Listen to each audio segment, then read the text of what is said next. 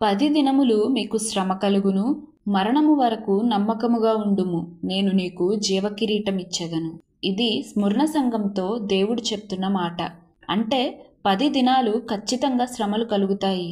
ఆ 10 దినాలు నిలబడితేనే జీవకిరీటం వారికి దొరుకుతుంది.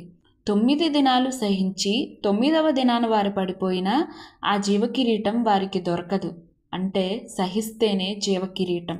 అందుకే ఈ లోకంలో మనం ఎలాంటి శ్రమను అనుభవిస్తున్నా ఆ శ్రమను తొలగించమని కాదు, ఆ శ్రమలో ఓర్పు దయచేయమని, పడిపోకుండా నిలబడే విశ్వాసం దయచేయమని దేవుణ్ణి మనం వేడుకోవాలి. ప్రియ నేస్తమా, క్రైస్తవునికి శ్రమలు శత్రువులు కాదు, అవి క్రీస్తు వంటి సంపూర్ణతలోనికి మనల్ని నడిపించే మిత్రులు.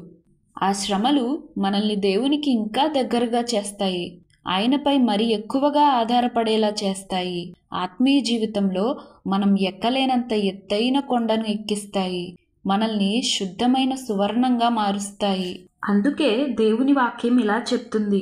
అంతేకాదు, శ్రమ ఓర్పును, ఓర్పు పరీక్షను, పరీక్ష నిరీక్షణను కలుగచేయనని ఎరిగి శ్రమల యందును అతిశయపడదుము. ఎందుకనగా ఈ నిరీక్షణ మనల్ని సిగ్గుపరచదు.